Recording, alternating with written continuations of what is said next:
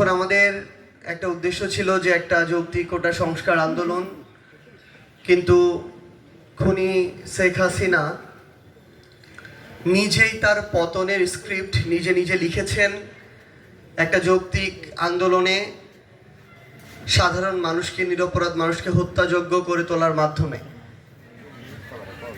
অভ্যুত্থান পরবর্তী সময়ে আমাদের সবার আশা আকাঙ্ক্ষা অনেক বেশি, কিন্তু আমরা এমন অনেকেই ছিলাম যাদের আসলে এই কেন্দ্রিক কোনো পূর্ব অভিজ্ঞতার জায়গা ছিল না। আমরা এমন অনেকেই ছিলাম যারা যতটুকু আমরা করতে চেয়েছি পারিপার্শ্বিক অনেক প্রভাবক এই জায়গায় কাজ করে, যারা ততটুকু করতে দেয় না বা পিছু টান তৈরি করে। আমার ছোট্ট অভিজ্ঞতার জায়গা থেকে আমি একটা ঘটনা প্রথমে একটু শেয়ার করতে চাই।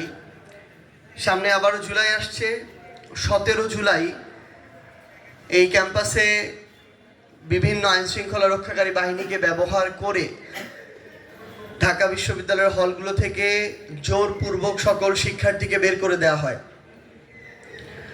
এবং এর পূর্ববর্তী সময়ে যারা আন্দোলন করছিল, সমন্বয়কের দায়িত্বে ছিল বা সামনে ছিল, তাদের সাথে রাষ্ট্রীয় বিভিন্ন বাহিনী, প্রধানমন্ত্রীর কার্যালয় থেকে আসা বিভিন্ন ধরনের এজেন্সিকে এই দায়িত্ব দেওয়া হয় যে কোনো মূল্যে চাপ তৈরি করে এই আন্দোলনটা যেন থামানো হয়।